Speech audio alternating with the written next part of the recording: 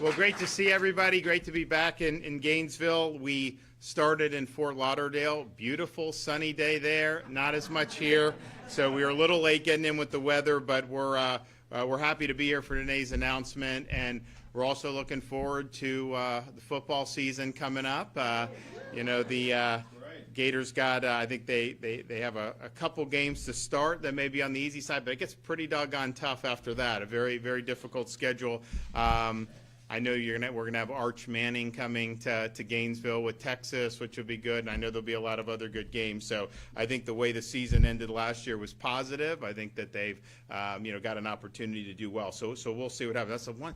Florida, we're like #1, and I just got ranked #1 for religious liberty. We're #1 in economy 3 years in a row by CNBC. We've been #1 in higher education for many years, academic. We've been #1 in all these different things. But we're not #1 in college football anymore, and so, man, it would be great to be able to get back there. So I'm rooting for them. I want to see, and, I've got 3 young kids who have grown up in Tallahassee, and they've migrated to the Knolls.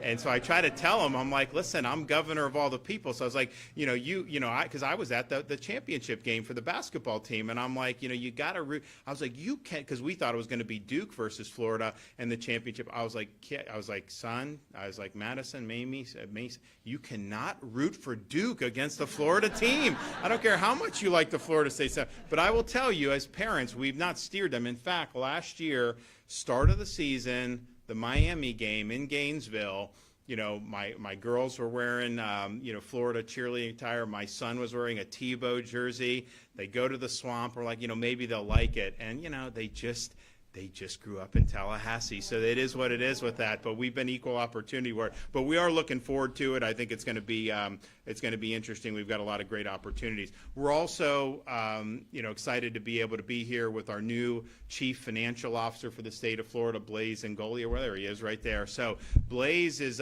he was a state senator over north of Tampa Bay, and has been a huge warrior on all the issues that the voters that elected us have wanted to tackle. Now as the chief financial officer, he's going to be tackling a number of issues, helping us with property tax relief, but also using the authority of the CFO's office to conduct audits and oversight of the spending of local governments in both the county and state level, and it's really important. And so the state of Florida, at the beginning of the year, partially to build off what was being done with President Trump and Elon Musk with the Doge, we said we want to be doing that in Florida. And now, look, we went into it. Some people say you guys have been doing this for many years, and it's true. I mean, I think if you look at what we've done, over the last 6+ years, if you take all the debt that Florida's accumulated over its 180-year history, just since I've been governor, we're close to retiring almost 50% of that in just this period of time, and we're going to do more over the next year or two, which is great. If you look at the number of state government workers per capita in Florida, we're the lowest in the entire country. If you look at the amount of money the state of Florida spends per capita, we're the second lowest in the country. If you compare Florida to the state that's closest to us in population, New York, we've got like 3 million, maybe even 4 million more people, more residents than New York State does, and yet their budget is twice as large as Florida's state budget. New York City's budget is more than the state of Florida. They have 8 million people. And if this guy gets elected mayor up there and he starts running the grocery stores, they're going to end up in a bigger hole than they are now. And you can see that. How he could get elected, actually, he probably could get elected in Gainesville, but not not many other parts of Florida could he possibly get elected. But if he does get elected there, I mean, you are going to see people starting to flee New York. I mean, it's been happening. De Blasio, I was governor. I became governor in the middle of de Blasio, and especially how they handled COVID and the BLM riots. People had enough, but everyone's got their threshold, and I think this guy's threshold, people are going to reach their threshold. And one of the things we're going to be doing, in Florida, we've done law enforcement recruitment bonuses. So when we bring in people or new recruits from within the state, they get a $5,000 signing bonus. Part of it, we want to promote law enforcement as a noble profession, but we also understood you've got a lot of these cops are treated poorly in some of these jurisdictions. So you got a guy that could get elected mayor that thinks the NYPD should be abolished.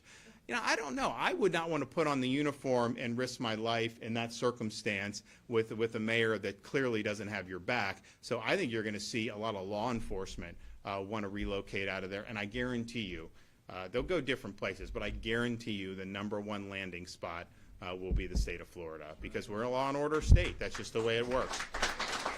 So the budget, I mean, way different.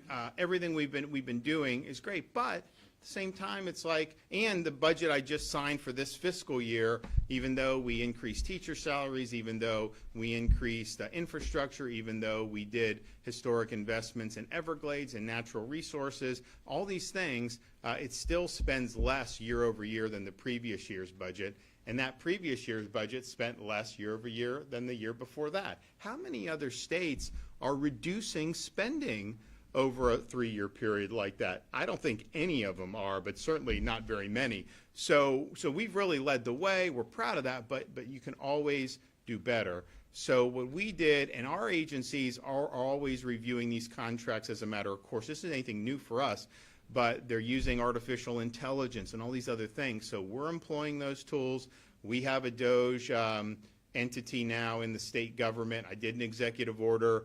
Part of we also needed to do scrutiny is the universities, because the universities get a lot of money, and on the one hand, I know we've done a decent job because tuition is the same today as it was when I became governor. So in-state tuition, especially if you're good enough to get into UF now, you probably are going to get bright futures anyways. That's 100%, 75% tuition depending. So we've done a good job of holding the line on tuition, but the legislature appropriates money, and we want to make sure that's it. So those DOGE efforts have been going on now for several months.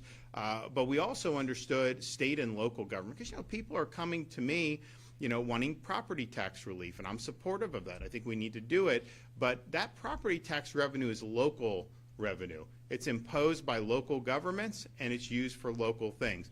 We're not getting property tax revenue at the state of Florida. I'll talk about, like, we maxed out our rainy day fund. So from the time I became governor till now, we've more than tripled the state's rainy day fund. You never know what's going to happen. You have a recession, all this other stuff. Florida's not going to be immune to that if that happens nationwide. And so and some people are like, well, why do you put money in the rainy day, reduce property tax? That's not property tax revenue. The property tax revenue is going for local. So you have places where you've seen major bloat in the budgets. So we were just down in Broward County to announce an audit of the county government there, because they've had almost no population increase in the last 4 or 5 years, but they've had increase in property tax, 45% more they're taking in with this revenue. And I'm just thinking to myself, okay, well, it's not because of population growth. And so where is that money going? Where's the spending? So if you want to do property tax relief, part of what you have to do is identify the way that the areas that impose those taxes to begin with, those areas of government, how are they spending the money? So we wanted to lean in on applying these DOGE efforts to local governments. Now, I have some authority under the Constitution to request information. The CFO, and Blaze is now using this, has authority. Any entity that's receiving state funding can do audits. But we wanted to make sure that we had the ability to come in and actually do the real thorough inspections like they've done at the federal level. And so the legislature did include this year, at our request, authority to do the DOGing of local governments. And that's municipalities, counties, even entities within there. Like we were down there talking about, like, the Broward Sheriff's Department. Yeah, that's grist for the mill. So that has happened. And so I'm pleased to announce that today. And so, but before we even got that, we sent information to a lot of to all the counties and the cities saying, hey, comply with what we're trying to do with DOGE. And many of them didn't. Some did. Many of them didn't. And so we're now utilizing this new authority to roll out these DOGE efforts vis-a-vis city and county governments across the state of Florida. So this morning we announced Broward County would be the first county that would do, and this will be, starting at the end of July, you'll have the DOJ teams will show up to these areas, review data systems, review the physical premises, review the personnel records of county and cities, specifically ones that have kind of come under the microscope. So this is much different than me just sending a letter saying, hey, what did you spend that on? These are going to be real auditors that are going to be on the ground doing this. And again, we have the authority now to be able to access this information. And we are going to start with some of the jurisdictions. And so part of the reason we're here today, we were in Broward this morning to announce we are going to include in the first round of DOJ audits a thorough review of the practices of the city of Gainesville here in Alachua County.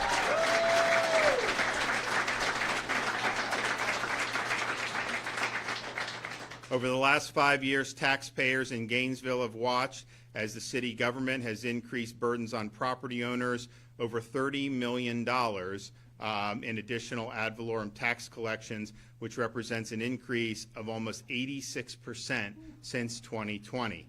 This has been part of increased spending that has seen Gainesville's operating budget expand by over $90 million a year.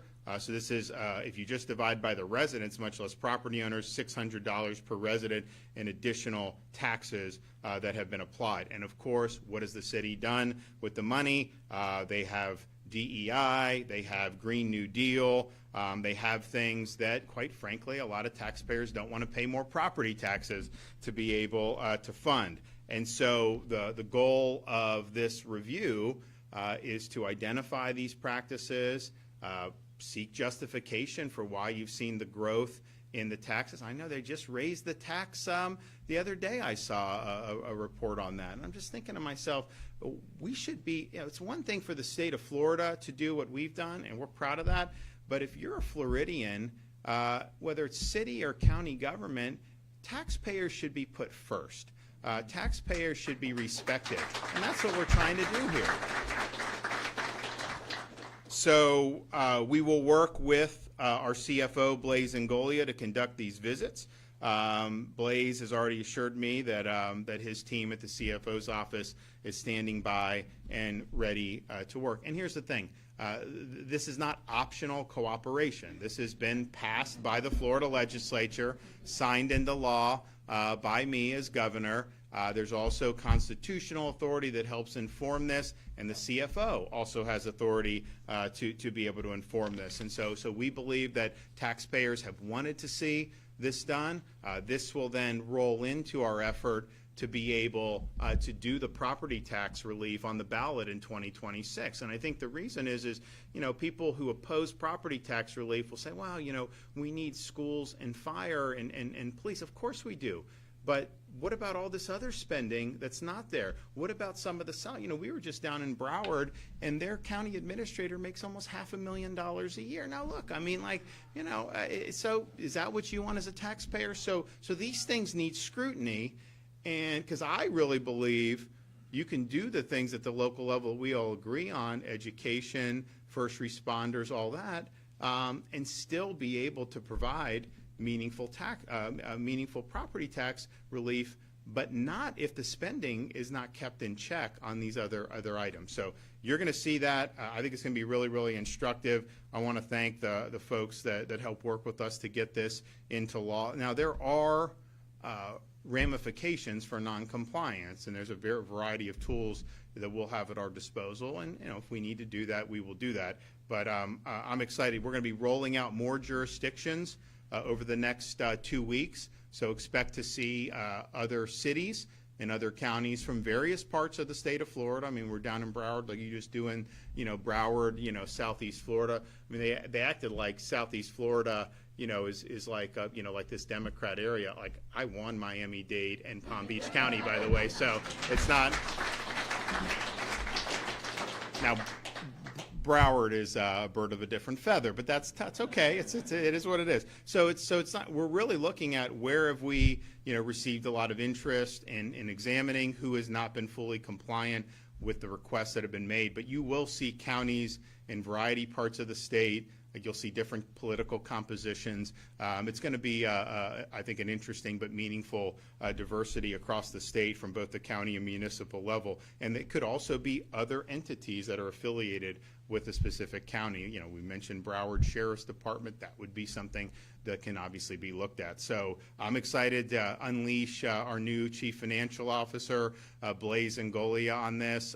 You know, the thing about it is, so we had this vacancy because our past CFO got elected to Congress in the 1st District of Florida. And so, you know, created this vacancy, and people are like, what about this? What about this guy? What about that? And the thing about it for me is, you know, I want somebody in there that's going to fight for the people of the state, for taxpayers, for consumers. And I think that's what everybody wants for that. So how do you know someone's going to do that? For me, the way to know is to see do they have a record of actually doing that in the offices they've already held. Because if they've been in office and just been, you know, very passive and meek and not willing to get out there and run towards the fire, they're not all of a sudden going to grow a spine of steel in a new office and start really leading. That's just not the way it works. And so we've had different, on issue after issue, Blaise has fought for you and has delivered for you. Election integrity, all the stuff we've done in Florida to ban ballot harvesting, clean up the voter rolls, election crimes unit to prosecute illegal voting. Leading the nation and all that, he wrote every one of those bills and pushed them through the legislature. If you look at Second Amendment rights, he refused to buckle when they were restricting Second Amendment rights back before I became governor. He's always stood for Second Amendment. You look at illegal immigration, everything we've done, banning sanctuary cities, doing the things to hold the localities accountable, no IDs, all the stuff we've done to lead the nation there. Blaise was the one that was really pushing that. And then we had a skirmish with you know, the Speaker of the House and some of the legislators earlier this year, about I wanted us doing immigration to help the Trump administration increase deportations. They rejected initially what I said, and they passed a bill that would have made Florida de facto sanctuary state. Blaise stood with you and stood against the Speaker of the House and other leaders to do the right thing. So, and then on fiscal, you know, he's been a fiscal hawk for, even when he was just a businessman, not even elected.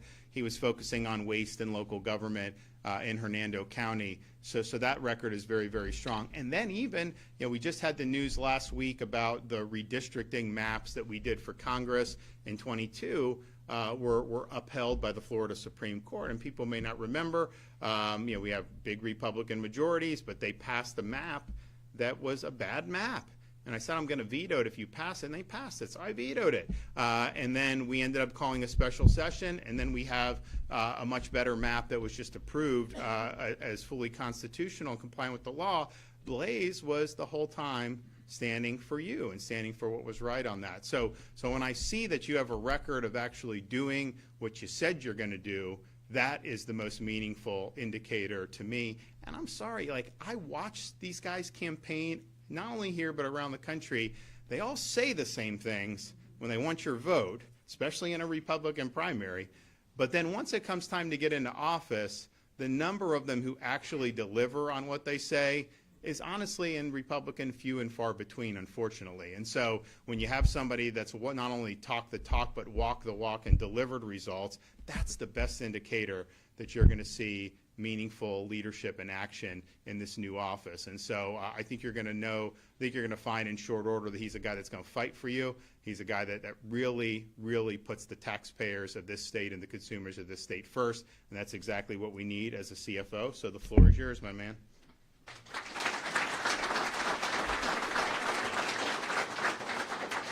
Thank you, Governor. Governor, I want to thank you for leading on this issue and, as always, a lot of issues. This governor has taken a lot of issues over the years.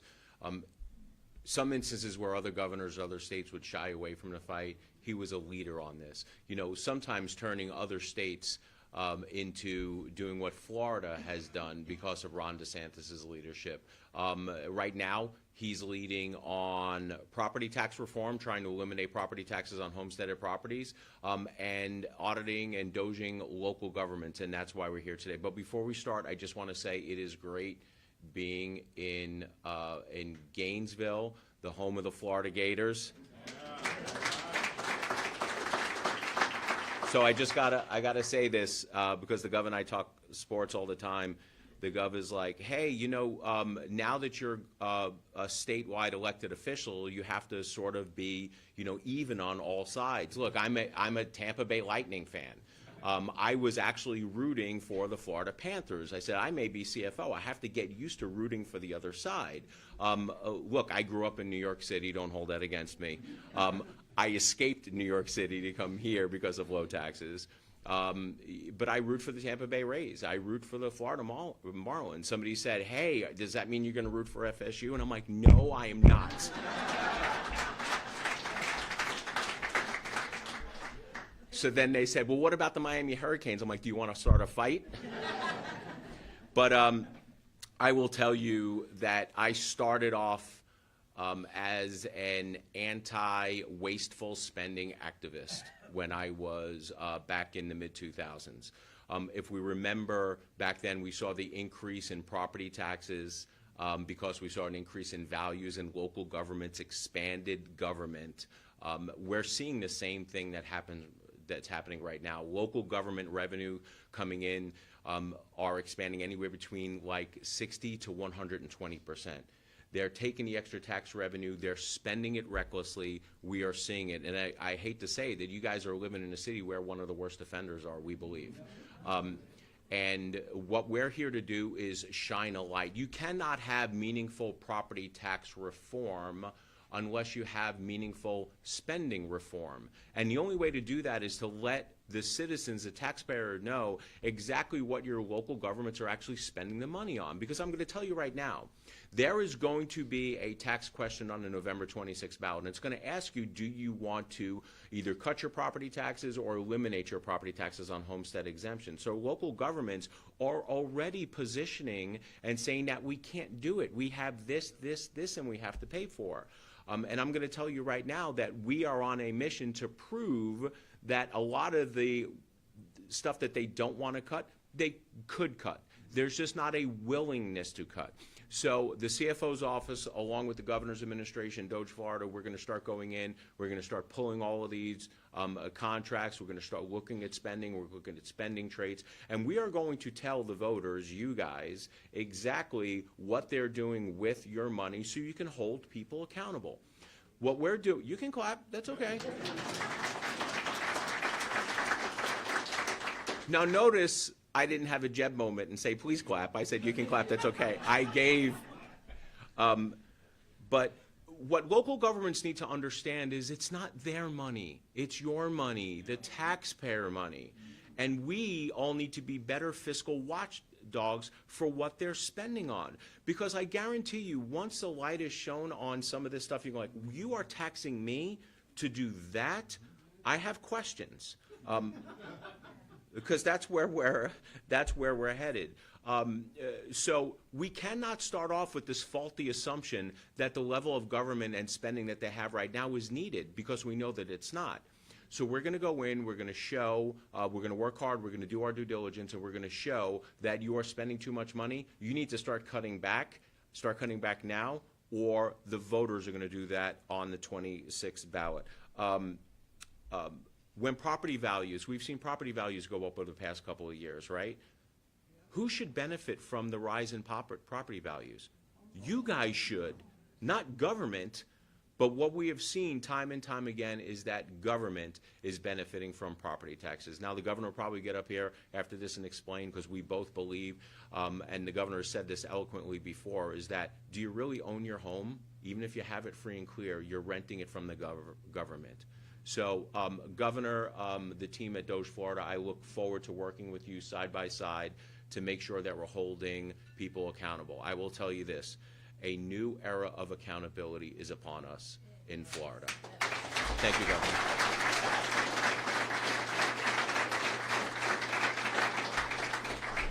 Yeah, so I think this will be very meaningful. I know there's a lot of taxpayers who wanted to see this in different parts of the state, and it will stretch in different parts of the state. But I also just wanted to commend, we did have a lot of local governments who voluntarily fully complied and were welcoming this. Not all of them, maybe not most of them, but there were some that have done. There was others, there was more of a division, but you did have some individual commissioners that wanted to work with our team, and so they've been doing that. But the reality is the law is the law now, so we are going to exercise the authority to make sure people are able to get answers. And I take questions in a minute, but I do, because Blaze was mentioning a little bit about the college sports, and I didn't really, I don't know if I've been back to Gainesville since the basketball championship, but of all the things I've done and been in person, we hosted the Super Bowl in Tampa in 2021, and I'm a Bucks fan like Blaze, and so watching them win the Super Bowl, it's kind of a big deal to be there and everything. But this was unique because it didn't look like they were going to win. And it was like not the greatest game. And then all of a sudden, it was like the last 2 minutes, things just started moving. Next thing you know, the buzzer goes off, and they're national champions. And so it was really neat to be able to see that. And I always tell people that the model for athletic program is what it was in Florida when you had the basketball team repeating, you had the Tebow game. You will never be able to find a place that can match that. And I even went to war with Grok about, because Florida is the only school that's won 3 basketball and 3 football. And before I put that out, I wanted to confirm that on Grok. And so Grok was like, just saying things that just weren't accurate. He's like, well, there's this many football, this has maybe, and they didn't even mention Florida. And I'm like, well, wait a minute. I was like, they definitely have 3 in each. I was like, so what about football? I was like, well, and I'm like, well, didn't they win it? They won 1 under Spurrier, 2 under. Oh, yeah, they did win. You're right. And then I'm like, well, basketball, they just won it, 2 days ago. I was like, well, okay, yeah. So it just shows you this artificial intelligence. We're going to be rolling out, kind of an overall approach from the state of Florida in the coming months, because I think this AI is going to be a really big deal for our society. I think there's a lot of perils in AI. First of all, it's just like, are we functioning human beings who think for ourselves, or are we just going to rely on computers to do all of our thinking for you? It's one thing to have technology to enhance the human experience. It's one thing to try to have technology displace that. But then you also have the fact that relying on AI, reality is it is flawed. I don't care how good. There are certain things that they're just not doing, and I see that in all the different AI products. But bottom line is, this is something I think is going to be really important for our society, our state, our country in the ensuing years. And the change is very rapid, that you can see big changes in society perhaps very quickly. I don't think that we want our society to just be turned over to tech overlords. I think that we have they were thinking about in Washington taking away the state's ability to have any type of laws regarding AI. And I'm just like, listen, I'm not saying I have something right now, but there may be things that we have to do to protect people from some of the negative effects of this technology. So, it's not something you can just put your head in the sand on, but it's also not something that you can just totally submit to and just let it run roughshod. I think there's some real perils there, and we're going to be working hard. But the fact that, Grok did not know that the Gators had won 3 in each. To me, it's like, that's, if you have all this access to all this data, that would be a very easy thing to be able to do. So there's a lot of flaws in this, and I know it's gotten a lot better, but we cannot just relinquish our human reason and our willingness to think for ourselves in favor of some of these machines. Okay, do we have any questions?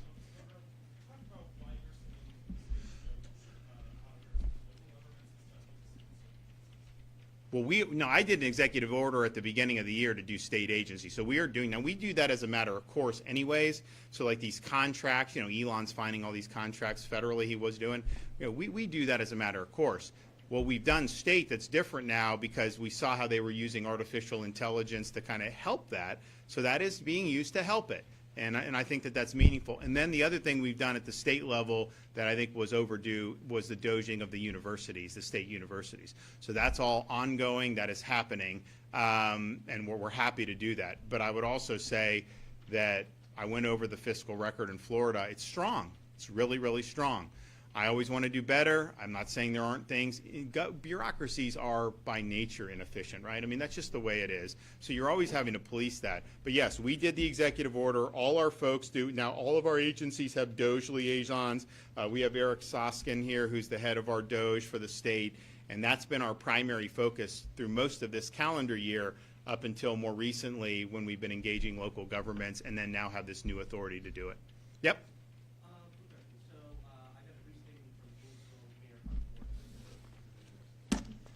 Now, look, I mean, the mayor, they can say what they want. It's fine. I mean, like, the reality is like, don't tell me that your city's run well. Show me, and you will have an opportunity to show how the city is run, and taxpayers will be able to get transparency in that. And so I don't think shouldn't be any problem with that. I mean, if you're proud of the way things are being run, then that'll be made very apparent to folks. And look, there's some areas that I'm convinced are problem areas, and maybe it turns out that they doge, and maybe they're doing better than what some people are led on to believe. But I do think you're going to see, when you have that type of increase over a short period of time without a commensurate population increase, I mean, I do think you're going to end up flagging things that I think taxpayers are going to want to see.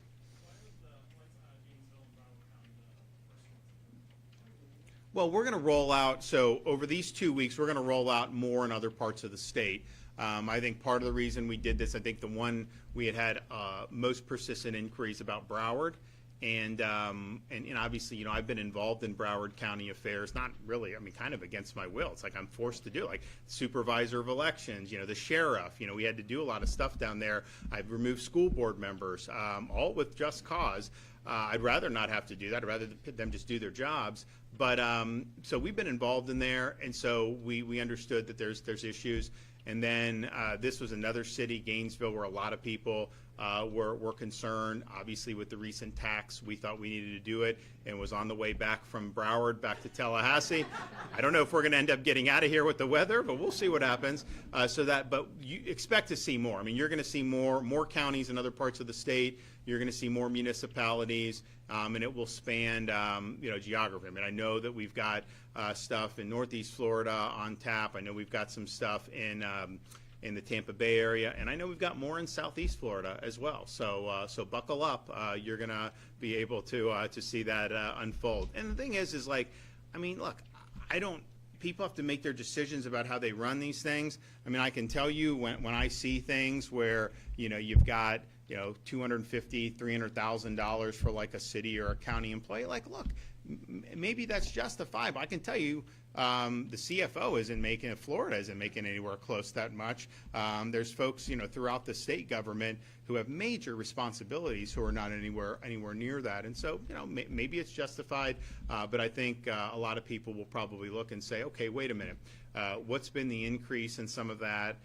What would it mean for taxpayers if we held the line there and not done that as much? And these are all very important questions. I think the thing that we want to get, though, is just to show that this idea that you should forever have to just pay increasing taxes because your home's going up, even though it's not a realized gain, that is not required to be able to fund the things we need to fund locally, like the first responders and the schools.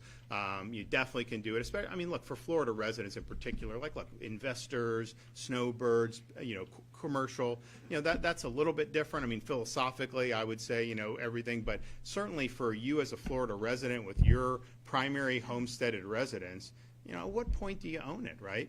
And don't tell me it can't be done, because it can be done. So we're working through all these things, but it's interesting when you crunch the numbers and look at, what revenue is getting from where across the state of Florida, that, if you look at property tax revenue, the majority of residential property tax revenue is from non-homestead property, which is weird because you'd think, the vast majority of homes are probably homesteaded in Florida. And I think it's because some of these are wealthier people, second homes. The tax value obviously goes up higher because they don't have the homestead protection. But that's the majority of the revenue there. And that's not even counting commercial. So if you talk about your primary residence, that's a distinct minority of the amount of revenue that comes into these city and county governments for property tax. A lot of people don't know that. They act like, oh, if you help a Florida homeowner, somehow there's not going to be. Actually, there's still going to be the vast majority of revenue be there. So we're looking through all this stuff. We're working with folks in the legislature, particularly in the Senate, about formulating what could go on the ballot and give people an opportunity to be able to vote themselves some really meaningful protection for their personal residence. And I'll tell you, if you did that, in addition to having no income tax, I mean, you're talking about the best place to live, work, raise a family, and retire, bar none at that point.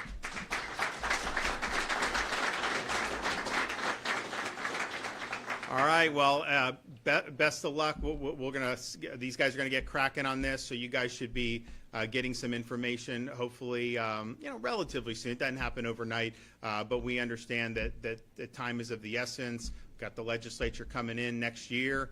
They're gonna have to put the property tax on the ballot, so we want to get all this done. And I know I'll be back in town for one. I definitely think I want to go to the Texas game. We would always watch Archman, but we'll see. Maybe we'll come back before then. So God bless everyone. Thank you.